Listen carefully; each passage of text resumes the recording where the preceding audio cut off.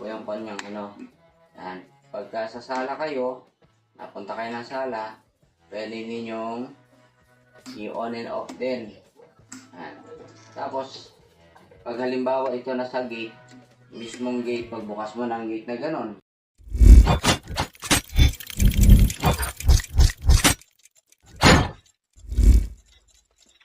Hello guys, magandang hapon, magandang araw sa inyong lahat. Saan mang lugar kayo. Muli, meron tayong video na ipipresent sa inyo na pwede nating makakuha na ng konting kaalaman sa ating pong mga pang-araw-araw na paggawa. Halimbawa sa mga nasa field ng electrical, yung mga mahilig magkalikot na mga wirings, meron tayong panibagong matututunan. Ito po, yung 4-way switch. So, sa 4-way switch natin, una, gagawin natin para tuloy-tuloy po tayo. Kasi isasaksak ko lang siya dito yung aking supply dito. Itetest po natin dito. Kung alin dito yung live. Kasi para ma-determine natin yung live wire. Para ma-determine natin kung alin ang live dito sa lang ito. Review lang po tayo ulit. At guys, lang po, warning lang po sa mga nanonood kung meron ng mga bata o di kaya hindi po talaga nagpe-perform po ng ganitong klase ng trabaho. Huwag niyo pong gagayahin kung wala po kayong guidance po ng talagang professional na nagkakabit po ng electrical, baka kasi kayo ay ma-disgrasya. Una, pagka magkakabit po kayo niyan o magte-testing po dito, yung ating paa, huwag po nating didikit sa ground. Lagi pong mayroong insulator, ganito. Meron tayong meron laging patungan yung ating paa, rubber. Yan, ganyan. Pwede kayong pumatong sa, kung meron kayong upuan na monoblock yung plastic, pwede po kayong pumatong doon bago kayo mag-testing para maiwasan po natin na tayo po ay magkaroon ng problema. Sige po, testing na po natin. So ito-test po natin kung yung live. Okay. Pag live wire po yan, ganito, hot wire. Nilagyan ko kasi siya ng para alam natin. So ito po, po yan siya, magde-deflect po yan siya. Yan. Ko na po. I-select ko po siya pala sa sa ACB, alternating current voltage. Sa 250 po. Ang load kasi dito na sa 220 to 240 dito sa Puerto Princesa. Kaya yan, tingnan niyo. Ayun. So, may supply po tayo Ayan. Supply. Tapos ang isa pong test probe nito, ilagay niyo po doon sa isa, and then yung isa hawakan po natin. Pag tinusok po natin, pag ito pong na yan, kamay-kamay niya na yan, pag nag-deflect po yan, gumalaw, ibig sabihin yan po yung live wire. Pero pag hindi po yan siya gagalaw. Tingnan niyo po. Pag gumalaw yan, sabihin, yan. Hindi siya gumalaw. Wala. Tingnan sa kabila. Yun, gumalaw. Ibig sabihin ito po yung live wire.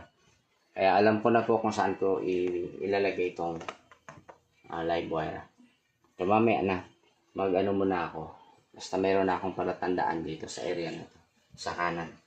So mag-start na ako ng wiring. So ito po yung, ito yung supply. May supply po ako. Ito po yung supply ko. Pinandaan ko po siya. Supply. Tapos yung supply na to, pupunta po ito siya sa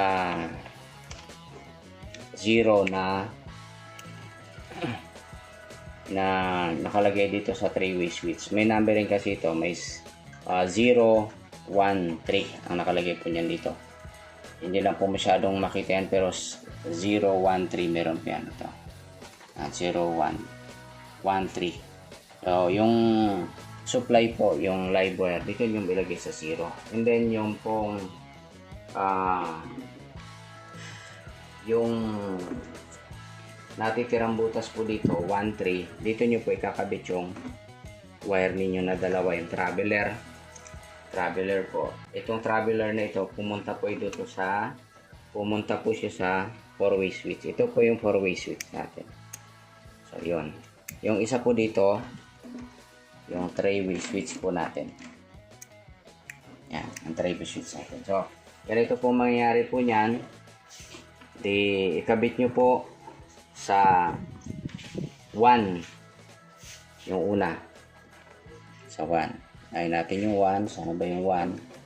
Yan, kabit natin. 1, 3.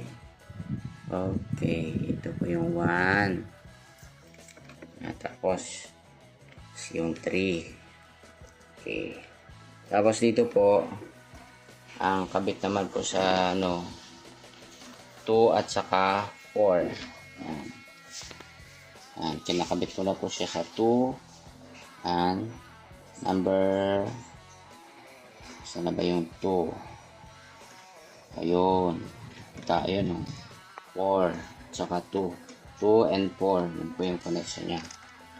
Yan. So, yan po. Tumakbo na po siya. And then, yung dito naman po sa ang numbering naman po nito, 2 and 4 at saka 1 and 3. So, yung natitirang 1 and 3 dito natin ilagay yung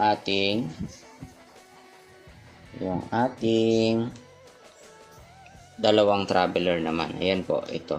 Nilagyan ko po ng number. Ito pala, 4. Para hindi ko lakma dito, ayan. Nilagyan ko na ito po. Ibig sabihin, ito po yung 4 na yung number po dito sa butas ng 4. Tapos ito 2. And then, ito po yung 3. 1. Ito, 1. Ibig sabihin, 1 po yung dito kasi nakasulat 1 po yan dito.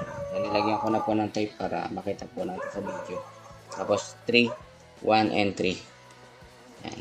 Nakakabit na po siya. Tapos, dito, pagdating dito sa na ito, yan. 1 and 3 din po yung natin kabit. So, C1, ayan. Ito po. Kabit natin. Okay. Kabit na natin. Tapos ito po, yung 0 po dito, 0. Diyan naman po natin yung papunta na dito sa ilaw. Ito. Yan o. Yung isang ito nanggaling ito sa ground wire. Ito po yung ground wire natin. So yung automatic, yung isang ground wire, dire-diretso na po siya dito sa connection ng ilaw natin. Tapos yung galing dito sa isang three-way switch, dire-diretso na po dito. Ayan po. So guys, siguro subukan na natin siyang i-test kung gagana na po siya para po makita natin. Pag hindi gumana, ibig sabihin meron tayong mali na connection. Ganun lang naman yan ganun na ang gawin natin. Yan, tapos ilain ito. Tikas daw siya. So, ikat lang natin na medyo malabo yung mata kanina nung nagkakabit. Ayan. Okay. Nakalipat na po siya. Ayan. C1 at saka C3. Ayan na. C1. Ayan na. Tuloy na siya. Nakakalit na siya. C1. Ayan.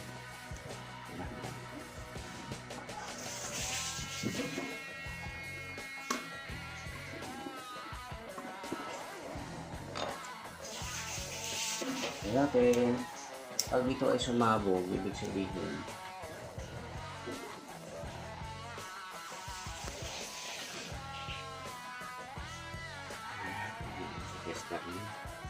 tagal na yan.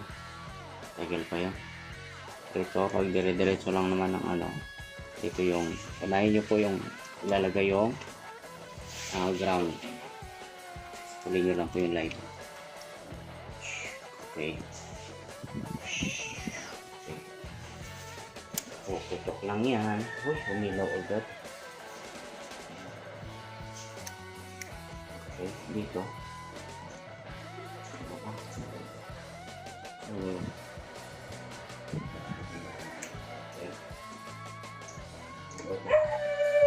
Okay po yung ating connection.